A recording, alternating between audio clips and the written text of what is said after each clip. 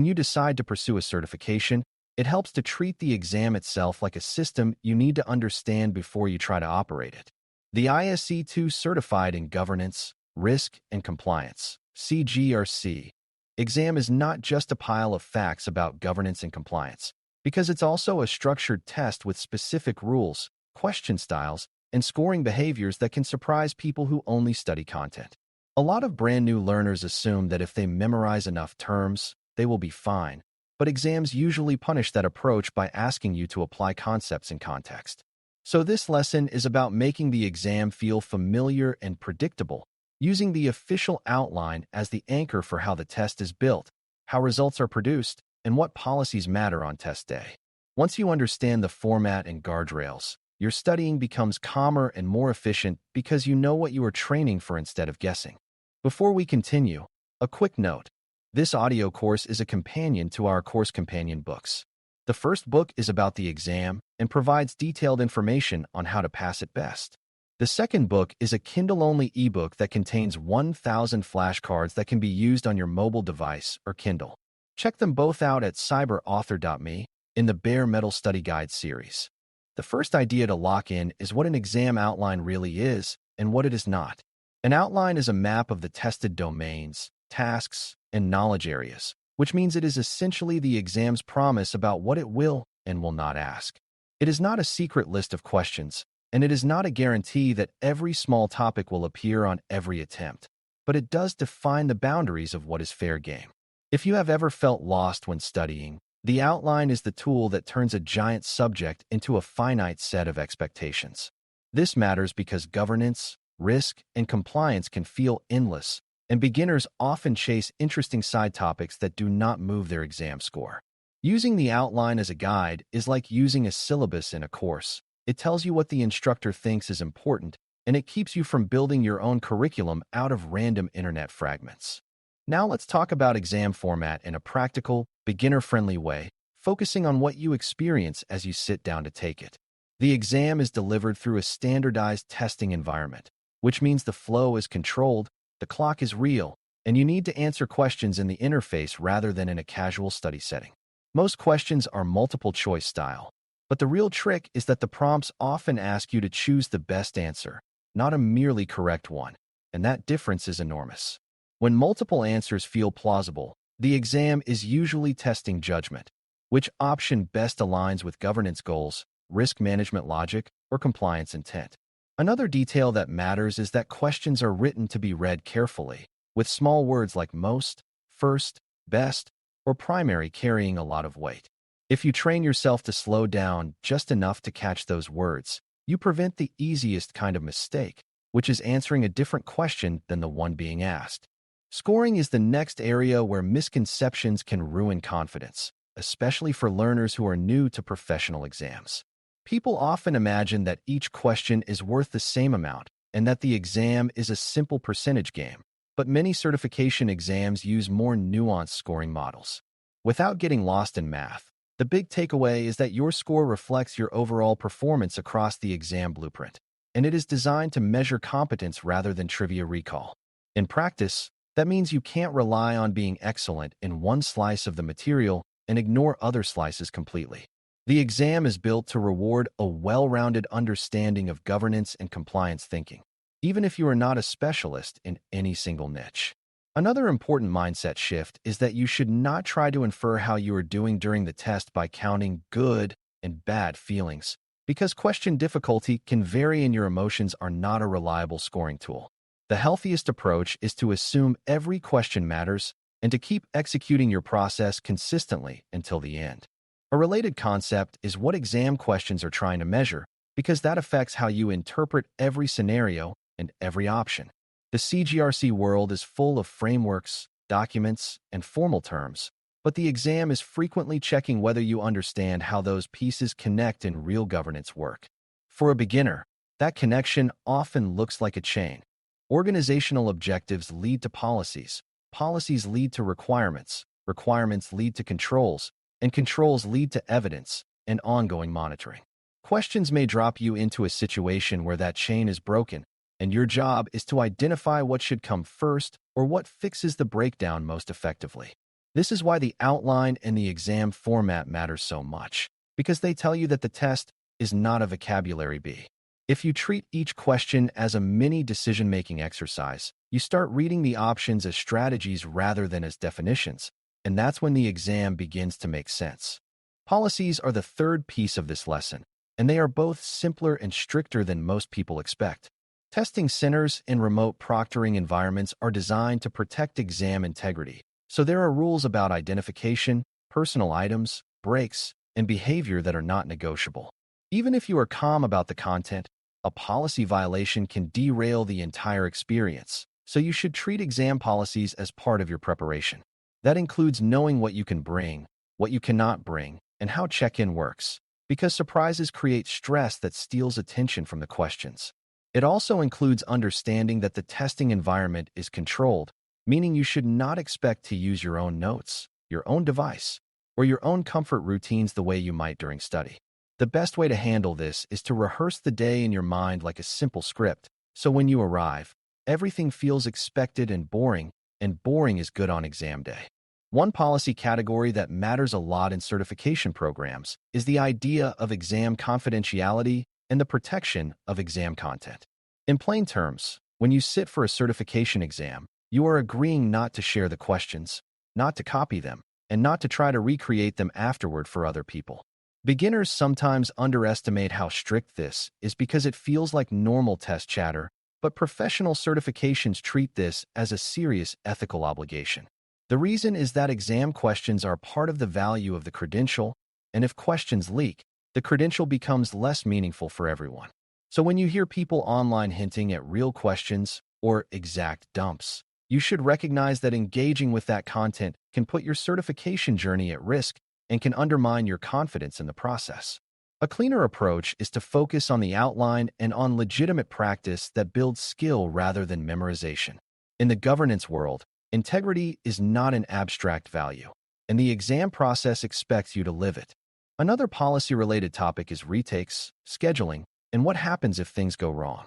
Even a well-prepared person can have a bad day, a technical issue, or a schedule conflict, and professional exams usually have rules for cancellations, rescheduling, and waiting periods.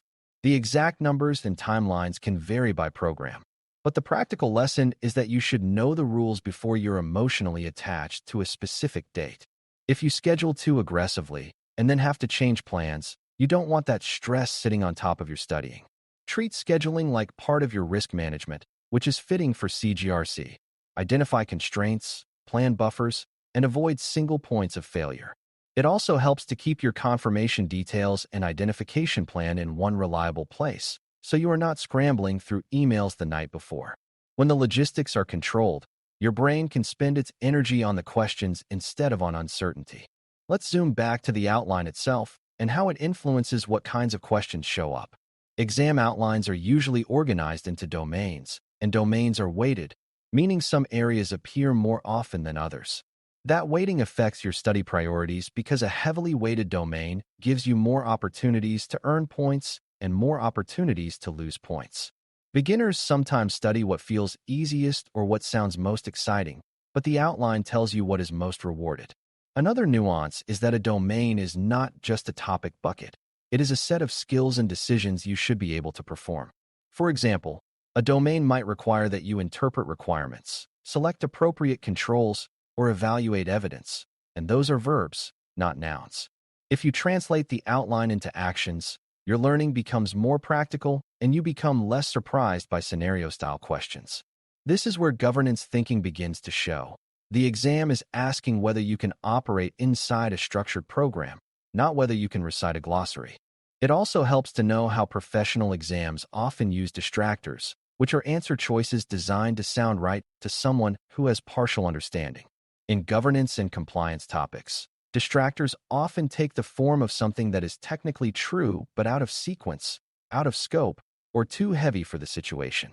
For instance, an option might propose a major overhaul when the scenario calls for defining scope first, or it might propose a control when the scenario calls for a policy decision. Another common distractor pattern is confusing documentation with action, like offering a report when the real need is to establish ownership and accountability. The way you beat distractors is by grounding yourself in purpose. What is the scenario trying to accomplish, and what is the most appropriate next step in a governance process? If you keep purpose and sequence in mind, many attractive wrong answers become obviously wrong because they do not fit the moment described. This makes the exam feel less like a trick and more like a disciplined reasoning test. Time management is part of format, even though it feels like a personal skill rather than an exam design feature. The clock adds pressure, but the goal is not speed for its own sake. It is steady progress without getting stuck. A beginner mistake is to treat every question like a research project, rereading it endlessly and debating between two options until the clock becomes the enemy. A better approach is to give each question a reasonable amount of attention, choose the best answer you can with the information provided, and move on. If the exam interface allows marking questions for review, that can be a safety valve, but you still want to avoid a situation where you have a mountain of uncertain questions at the end. Another time-related habit is to periodically check your pace against the remaining questions, not obsessively, but just enough to prevent surprise. The goal is to finish with time to think, not to sprint in the final minutes making guesses under stress. Now let's connect scoring and format to something you can actually do in your head while taking the exam. Interpreting the question's job. Many questions can be categorized by what they want from you, like identifying a best practice, choosing an appropriate control type, recognizing a compliance requirement driver, or selecting the next governance step. If you identify the job, the answer choices become easier to sort because you're not searching for the smartest answer, you're searching for the answer that matches the job. This is especially important for beginners because a lot of wrong answers are wrong only because they answer a different job. A question might ask what to do first, and an answer might be a good idea later, which makes it a tempting trap. Another question might ask about responsibility, and a wrong answer might describe a document rather than an owner. When you practice this mental step, your accuracy improves without needing more memorization, because you are aligning your reasoning with the exam structure. Policy awareness also includes understanding what the testing experience expects from you as a test taker, especially around professionalism and compliance. That may sound formal, but it's really about reducing risk, following instructions, staying within allowed behaviors, and keeping the session clean. For example, you may be required to keep your workspace clear, keep your eyes on the screen, and avoid behaviors that could look suspicious even if they are innocent. Beginners sometimes fidget, talk to themselves, or reach for items out of habit, and those habits can create unnecessary friction in a proctored environment. The solution is not to become rigid, but to be aware that the environment is designed for monitoring and fairness. If you build a simple routine, like placing all personal items away and sitting comfortably with minimal movement, you reduce the chance of interruptions. This isn't about fear. It's about controlling the variables you can control, so the only challenge left is the exam content. A final part of understanding the outline and exam rules is recognizing how changes and updates work, because learners often study outdated expectations without realizing it. When an exam outline has an effective date, that date is a signal that the tested domains or emphasis may have been updated to match current professional practice. That does not mean everything changed overnight, but it does mean you should anchor your study to the version that matches your exam. If you use older notes, older practice questions, or older study plans, you might spend time mastering details that are no longer emphasized, or you might miss new areas that are now important. The way to stay aligned is to treat the outline as the source of truth, then interpret every study resource through it. When you encounter a topic, you ask, where does this fit on the outline, and what skill is the exam likely to test here? This approach makes you resilient even when resources differ, because you are always checking against the official map rather than trusting random coverage. As we wrap up, the big point to remember is that exam success is not only about learning governance, risk, and compliance concepts, but also about understanding the testing system that measures your knowledge. The exam outline tells you what the scope is and where emphasis tends to live, while the format tells you how questions are presented and what kind of thinking is rewarded. Scoring reminds you to aim for broad competence rather than a narrow memorization strategy, and exam policies remind you that the experience is governed by strict rules that you should treat as part of preparation. If you combine those pieces, The exam stops being mysterious and starts being a structured challenge you can plan for, like any other well-defined process. The calm confidence you want on exam day is built by eliminating surprises, and this is one of the highest leverage ways to do that. When you know the map, the rules, and the measurement style, you can focus on making good decisions, which is exactly what CGRC work is all about. Thanks for listening. For more audio courses, daily newsletters, and more, please visit baremetalcyber.com.